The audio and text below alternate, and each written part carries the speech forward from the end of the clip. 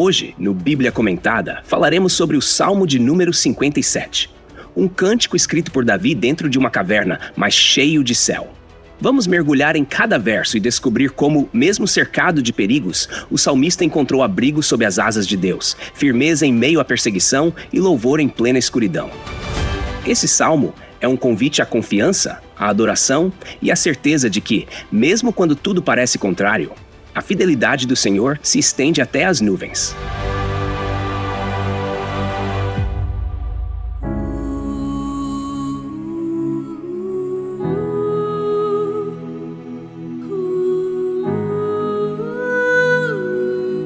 Davi estava escondido numa caverna. Era um fugitivo. O homem segundo o coração de Deus estava sendo perseguido como um criminoso. Saul, o rei de Israel, tomado de ciúmes e inveja, queria sua cabeça a qualquer custo. Essa composição nasceu dentro dessa caverna, não como um lamento desesperado, mas como um cântico de fé em meio ao aperto. É fascinante perceber como, mesmo rodeado por sombras e ameaças, Davi enxergava Deus como um refúgio seguro. A caverna, na visão dos homens, era apenas uma fenda de rocha no deserto de En-Gedi. Mas para ele, era como as asas protetoras do Altíssimo. Um abrigo onde ele não apenas se escondia de Saul, mas onde sua alma era aquecida pela esperança. No primeiro versículo, ele clama: "Tem misericórdia de mim, ó Deus, tem misericórdia de mim, pois em ti a minha alma confia. À sombra das tuas asas me abrigo até que passem os perigos." Esse refrão de súplica e confiança soa quase como o bater das asas de um pássaro ferido, mas que não deixa de voar. É como se Davi dissesse: mesmo aqui, cercado, acuado, eu ainda escolho confiar. A repetição da frase "tem misericórdia de mim" não é redundância, é intensidade. É a alma escancarada diante de Deus, sem máscaras, implorando não por justiça, mas por graça. Ele reconhece o seu estado, mas ao mesmo tempo aponta para a fidelidade divina. Olha que coisa linda! Em ti a minha alma confia. Não são os seus olhos, nem os seus pés, nem sua espada, nem a caverna. É a alma. E onde está a alma, está tudo. Está o fôlego, o temor, o pensamento e o coração. Confiar em Deus quando tudo vai bem é fácil. Confiar quando estamos num buraco, escutando os passos do inimigo, é outra história. A imagem das asas é profundamente simbólica. Não só evoca a ternura de uma ave protegendo seus filhotes, como a galinha que Jesus menciona em Mateus capítulo 23, versículo 37, mas também aponta para a Arca da Aliança, onde 2 querubins com asas estendidas cobriam o propiciatório. Era nesse lugar, entre as asas, que a glória de Deus habitava. Davi não tinha acesso físico à arca naquele momento, mas pela fé, ele se colocava ali, debaixo da presença. O abrigo dele era invisível, mas mais real do que a própria caverna. No versículo seguinte, ele prossegue: "Clamarei ao Deus Altíssimo, ao Deus que por mim tudo executa." Aqui ele troca o gemido pelo clamor. Clamar é ir além do murmúrio, é gritar com a alma.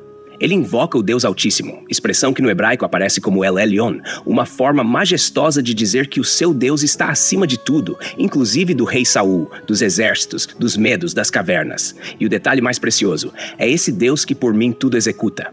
Ou seja, é o Senhor que orquestra cada movimento, cada livramento, cada porta e cada silêncio. Isso não é passividade, é descanso ativo. Enquanto Davi esperava, Deus agia.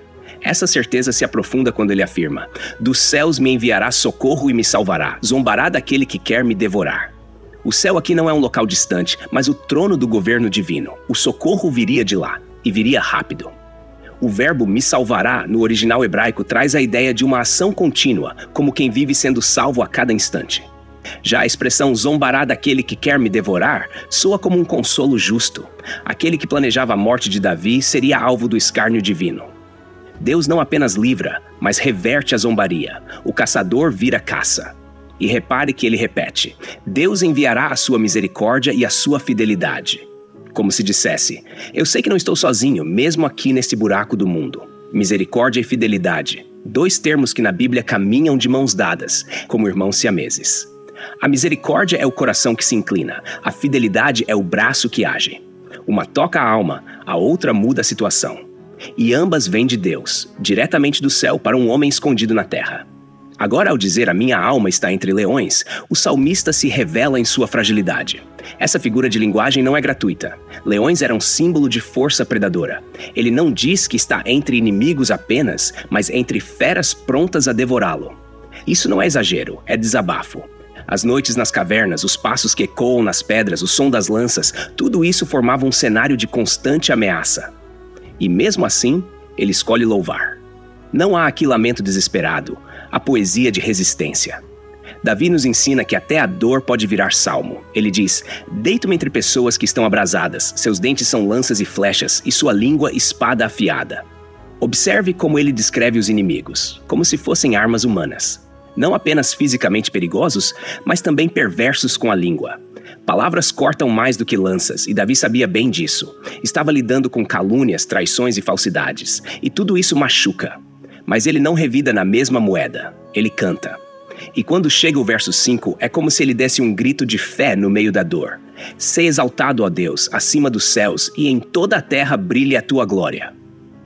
Isso é de tirar o fôlego, porque enquanto tudo o que ele descreveu até agora era opressão, ele termina olhando para cima. Não pede vingança, pede exaltação divina. Ele não foca nos seus algozes, foca na glória de Deus. Não está mais pedindo socorro, está adorando. Isso muda tudo. Porque quem adora no vale, quem exalta dentro da caverna, quem proclama a glória de Deus enquanto está cercado de leões, esse alcança uma dimensão de fé que não se dobra ao medo. Essa virada de olhar mostra que, embora a alma estivesse entre predadores, o coração estava firmado no trono de Deus. Os céus podem parecer distantes, mas quando um servo canta assim, os céus se inclinam. Davi agora desce da oração inicial para a descrição da cilada. O verso 6 revela que seus inimigos cavaram uma armadilha, mas caíram nela. Ele escreve: armaram uma rede aos meus pés, a minha alma ficou abatida. Cavaram uma cova diante de mim, mas eles mesmos caíram nela. A rede era uma armadilha comum na caça, feita para prender os pés da presa, limitando sua movimentação até que fosse capturada. Essa imagem não é aleatória. Mostra como Davi se via, como alguém caçado, não por ter feito mal, mas porque seu sucesso incomodava. O abatimento da alma, mencionado logo depois, é um reflexo direto da pressão que vivia, emocional, física, espiritual. E ainda assim, olha que sublime, ele testemunha que os próprios inimigos caíram na cova que abriram. Essa repetição da justiça reversa, o mal voltando contra quem o arquitetou, não é só poética, é doutrinária. Mostra a ação de um Deus que não precisa da força humana para se defender. Ele mesmo cuida de inverter os cenários, fazendo com que os que tramam a maldade sejam enlaçados pela própria armadilha. É como o que está escrito no livro de Esther, capítulo 7. Amã preparou uma forca para Mordecai, mas quem foi enforcado nela foi ele mesmo. O princípio aqui é o mesmo. Deus é justo juiz. Davi então muda a tonalidade do salmo no verso 7. Sai da escuridão da cova e vai para o brilho da adoração. Ele diz: firme está o meu coração, ó Deus, o meu coração está firme. Cantarei e entoarei louvores. Aqui não há hesitação. Ele afirma 2 vezes: meu coração está firme. Quando o coração se estabiliza em Deus, o corpo pode estar em fuga, mas a alma repousa. Não é uma firmeza artificial, construída por coragem humana. É a firmeza que nasce da confiança em quem segura todas as coisas nas mãos. Davi estava numa caverna, mas o coração dele já estava no trono. E o que essa firmeza gera? Louvor. E não um louvor abafado, contido, cauteloso. Ele usa o verbo entoar, que carrega a ideia de cantar com ênfase, com propósito, com direção. Cantar quando tudo está bem é natural, mas cantar em fuga, cercado, escondido, isso sim é sobrenatural. O cântico aqui não é uma distração emocional, é uma arma espiritual. O louvor se torna escudo, se torna espada, se torna corda que amarra a alma em Deus. A sequência continua como uma convocação pessoal à adoração. No verso 8, ele se exorta: desperta, ó minha alma, despertai lira e harpa, quero acordar a alvorada. Que figura linda. Ele está dizendo: alma, acorda, instrumentos, levantem-se. Vamos cantar antes que o sol nasça. Aqui temos um cenário inverso do natural. Normalmente o sol acorda o homem, mas Davi diz que vai acordar o sol. Isso é poesia com fé. Isso é fé com música. A alma batida do verso 6 agora se transforma numa alma despertada. O lamento dá lugar ao louvor. A harpa que antes poderia ser silenciosa agora ganha som. E esse louvor não é egoísta. No verso 9 ele amplia o alcance. Louvar-te-ei entre os povos, ó Senhor, e entre as nações te cantarei louvores. Davi já não está mais preso à caverna. O espírito dele já está andando pelas nações. Mesmo sem trono, sem coroa, sem segurança, ele se vê cantando entre os povos. Isso é profético. É como se ele estivesse vendo a si mesmo no futuro, conduzindo toda uma nação, ou até mais, num cântico de louvor. É como se dissesse: hoje estou escondido, mas um dia estarei proclamando o teu nome entre os reis da terra. Esse verso, inclusive, aponta para uma verdade que se cumpre plenamente em Jesus, o filho de Davi. Pois foi entre os gentios que o nome do Senhor foi anunciado com força e glória. Davi estava profetizando a universalidade do louvor ao Senhor. Mesmo sem saber, ele cantava algo que só se concretizaria séculos depois, com o evangelho chegando até os confins da terra. E então ele explica o porquê de tanto louvor. No verso 10 ele diz: pois a tua misericórdia se eleva até os céus, e a tua fidelidade até as nuvens. A base da adoração de Davi não era a vitória, não era a libertação, não era o fim da perseguição. Era a misericórdia e a fidelidade de Deus. São esses dois atributos que sustentam o universo espiritual do salmista. A misericórdia se eleva até os céus, ou seja, ela não tem fim, ela sobe mais alto do que qualquer acusação. E a fidelidade até as nuvens, ou seja, ela cobre, protege, envolve. É um céu espiritual sobre quem confia no Senhor. Em um mundo onde a fidelidade humana é limitada e condicionada, a fidelidade de Deus cobre até as nuvens mais distantes. E como um refrão final, ele repete o que já havia dito no verso 5, agora no verso 11. Sê exaltado, ó Deus, acima dos céus, e em toda a terra brilhe a tua glória. Isso mostra que esse verso é o coro do Salmo, a âncora do coração de Davi. Apesar de toda a perseguição, apesar das cavernas, das redes, das covas, o que ele deseja é que Deus seja exaltado. Não apenas no céu, mas na terra. Que a glória de Deus brilhe em todo lugar, inclusive naquele buraco escuro onde ele estava. Esse desejo é mais que bonito, é profundamente escatológico. Aponta para um tempo em que toda a terra verá a glória do Senhor, como as águas cobrem o mar. Um tempo em que não haverá mais cavernas, perseguições ciladas. Um tempo em que a justiça reinará e os leões serão silenciados. Mas enquanto esse tempo não chega, Davi canta. Ele canta no escuro, canta ferido, canta escondido, canta mesmo quando ninguém o ouve, porque o céu ouve. Hoje no Bíblia Comentada falamos sobre o Salmo de número 57, uma oração que nasceu dentro de uma caverna, mas que subiu até o céu. Vimos que, mesmo em meio à perseguição, à escuridão e à ameaça iminente da morte, Davi não se calou. Pelo contrário, ele transformou sua dor em cântico, sua aflição em adoração e sua caverna num altar. Ele não precisou sair do esconderijo para que sua alma encontrasse abrigo. Bastou se lançar à sombra das asas do Altíssimo. Aprendemos que a confiança verdadeira em Deus não nasce nos palácios, mas nos desertos. Não é forjada nos momentos de festa, mas nas noites de lágrimas. Vimos que a alma firme não é aquela que ignora o sofrimento, mas aquela que canta mesmo em meio ao vale. Que mesmo quando os homens armam redes e cavam covas, Deus não apenas livra, mas exalta o seu nome em toda a terra, invertendo o mal e transformando-o em testemunho.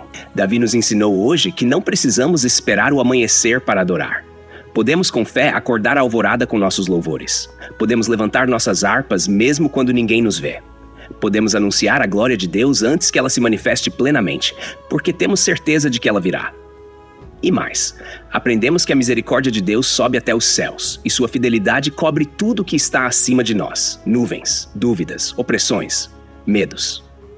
Esse salmo é uma canção de resistência espiritual, um lembrete de que enquanto a glória de Deus não brilhar em toda a terra, nós continuaremos cantando. Porque o nosso coração está firmado, porque o nosso abrigo não é a caverna, é a presença.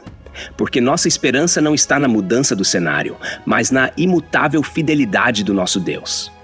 Que você, mesmo que hoje esteja em um lugar apertado, escuro, rodeado por vozes contrárias, possa fazer como Davi, firmar o coração e cantar. Porque quem confia, canta. Quem crê, adora. E quem espera, nunca está sozinho. A caverna pode ser o cenário, mas a glória de Deus ainda será o desfecho.